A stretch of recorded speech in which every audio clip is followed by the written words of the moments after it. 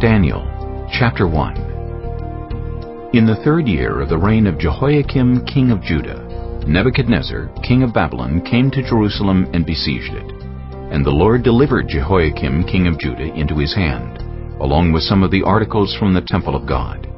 These he carried off to the temple of his God in Babylonia, and put in the treasure house of his God.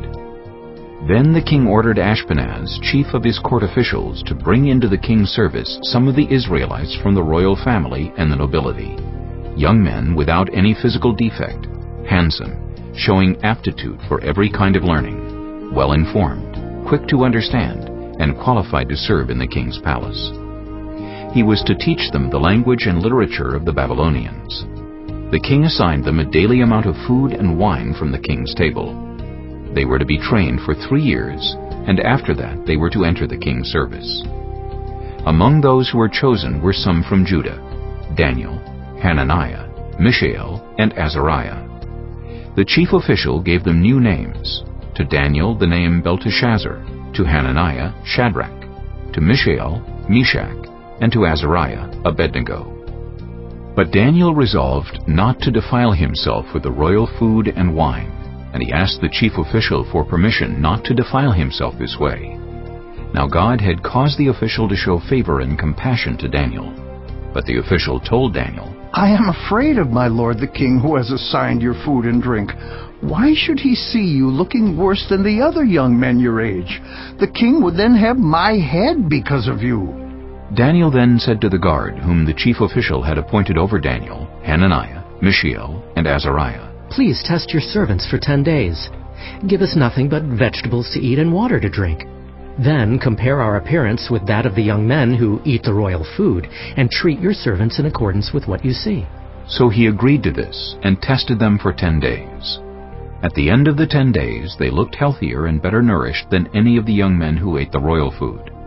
So the guard took away their choice food and the wine they were to drink, and gave them vegetables instead. To these 4 young men God gave knowledge and understanding of all kinds of literature and learning, and Daniel could understand visions and dreams of all kinds. At the end of the time set by the king to bring them into his service, the chief official presented them to Nebuchadnezzar. The king talked with them, and he found none equal to Daniel, Hananiah, Mishael, and Azariah, so they entered the king's service.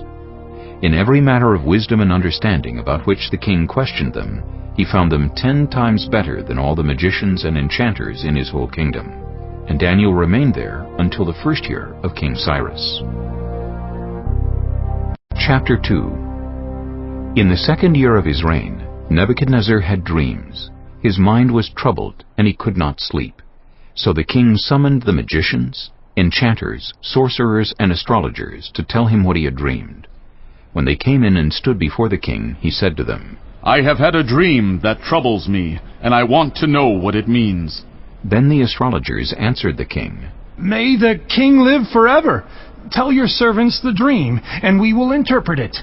The king replied to the astrologers, "This is what I have firmly decided. If you do not tell me what my dream was and interpret it, I will have you cut into pieces and your houses turned into piles of rubble. But if you tell me the dream and explain it, you will receive from me gifts and rewards and great honor. So tell me the dream and interpret it for me." Once more they replied, "Let the king tell his servants the dream, and we will interpret it."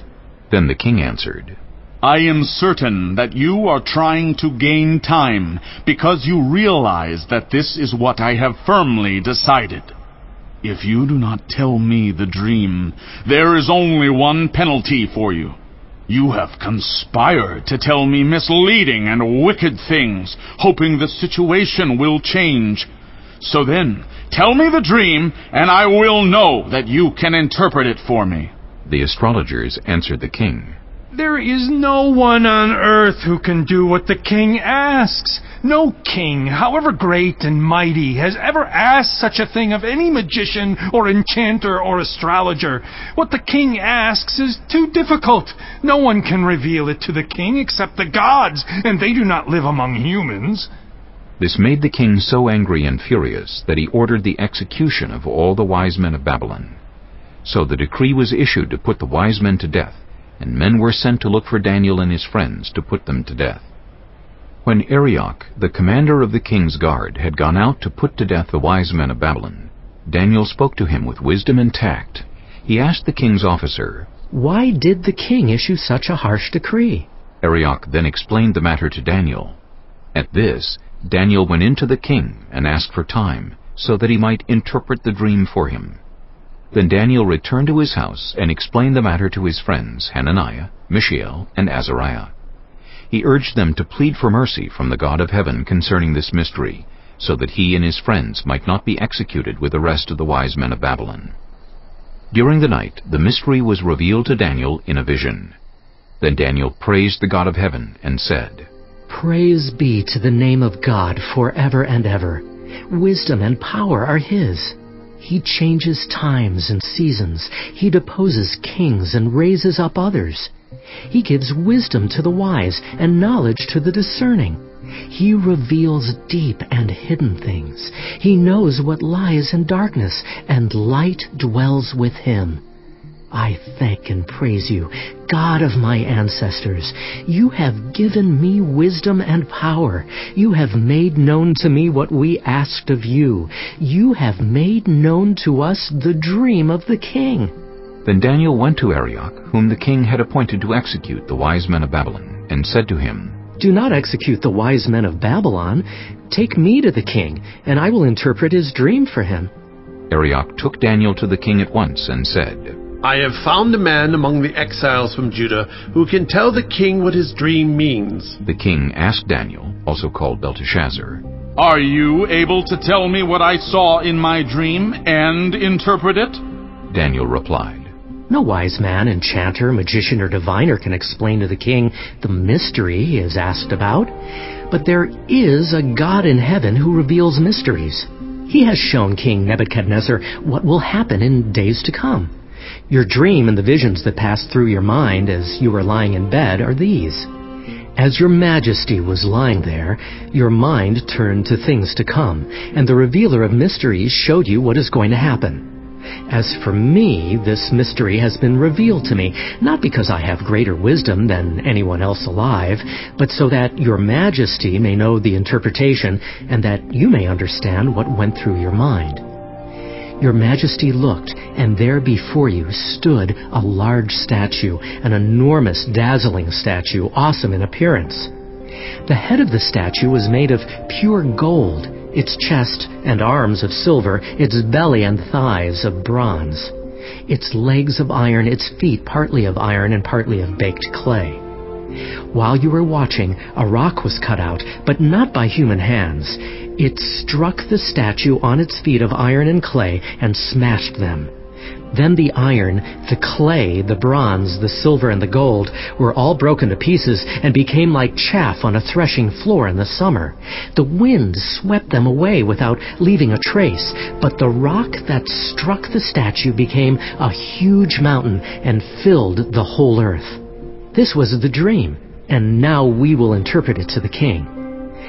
Your Majesty, you are the King of Kings. The God of heaven has given you dominion and power and might and glory. In your hands He has placed all mankind and the beasts of the field and the birds in the sky.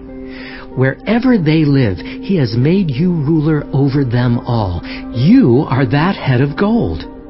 After you, another kingdom will arise, inferior to yours. Next, a third kingdom, one of bronze, will rule over the whole earth. Finally, there will be a fourth kingdom, strong as iron, for iron breaks and smashes everything, and as iron breaks things to pieces, so it will crush and break all the others. Just as you saw that the feet and toes were partly of baked clay and partly of iron, so this will be a divided kingdom. Yet it will have some of the strength of iron in it, even as you saw iron mixed with clay.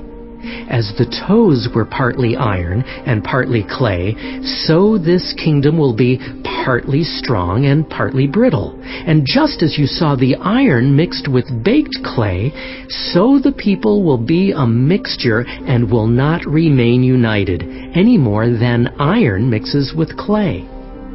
In the time of those kings, the God of heaven will set up a kingdom that will never be destroyed, nor will it be left to another people. It will crush all those kingdoms and bring them to an end, but it will itself endure forever.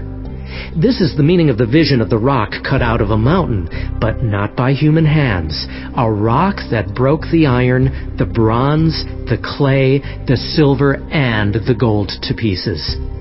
The great God has shown the king what will take place in the future. The dream is true, and its interpretation is trustworthy. Then King Nebuchadnezzar fell prostrate before Daniel and paid him honor and ordered that an offering and incense be presented to him. The king said to Daniel, Surely your God is the God of gods and the Lord of kings and a revealer of mysteries, for you were able to reveal this mystery. Then the king placed Daniel in a high position and lavished many gifts on him. He made him ruler over the entire province of Babylon and placed him in charge of all its wise men. Moreover, at Daniel's request, the king appointed Shadrach, Meshach, and Abednego administrators over the province of Babylon, while Daniel himself remained at the royal court. Chapter 3. King Nebuchadnezzar made an image of gold 60 cubits high and 6 cubits wide, and set it up on the plain of Dura in the province of Babylon. He then summoned the satraps, prefects, governors, advisors, treasurers, judges, magistrates, and all the other provincial officials to come to the dedication of the image he had set up. So the satraps, prefects, governors, advisors, treasurers, judges, magistrates, and all the other provincial officials assembled for the dedication of the image that King Nebuchadnezzar had set up, and they stood before it. Then the herald loudly proclaimed, Nations and peoples of every language, this is what you are commanded to do.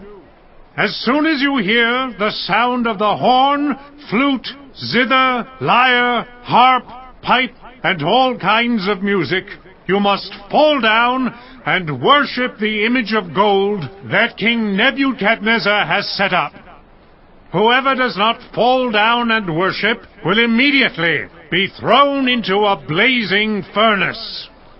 Therefore, as soon as they heard the sound of the horn, flute, zither, lyre, harp, and all kinds of music, all the nations and peoples of every language fell down and worshipped the image of gold that King Nebuchadnezzar had set up. At this time some astrologers came forward and denounced the Jews. They said to King Nebuchadnezzar, May the king live forever.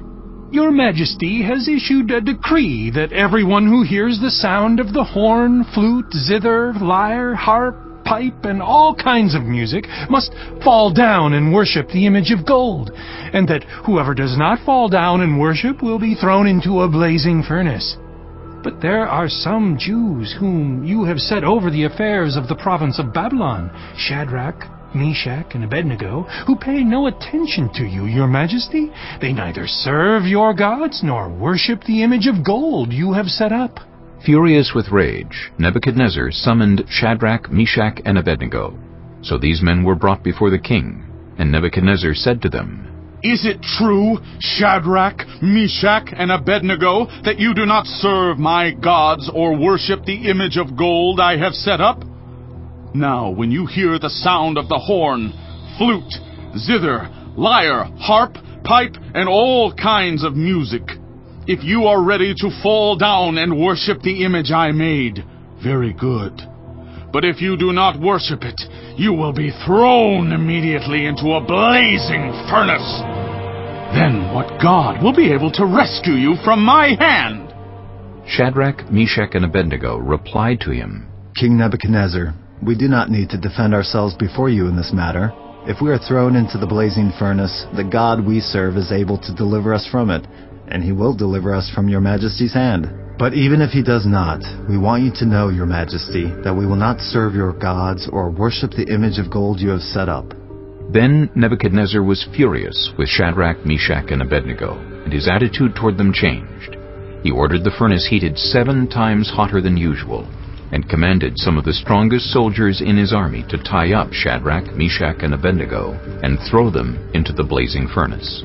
So these men, wearing their robes, trousers, turbans, and other clothes, were bound and thrown into the blazing furnace. The king's command was so urgent and the furnace so hot that the flames of the fire killed the soldiers who took up Shadrach, Meshach, and Abednego. And these 3 men, firmly tied, fell into the blazing furnace.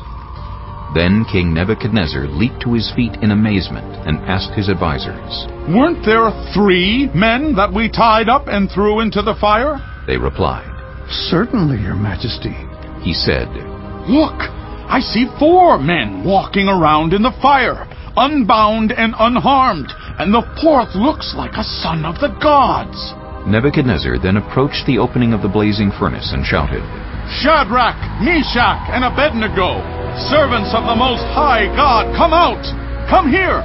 So Shadrach, Meshach, and Abednego came out of the fire, and the satraps, prefects, governors, and royal advisors crowded around them. They saw that the fire had not harmed their bodies, nor was a hair of their heads singed.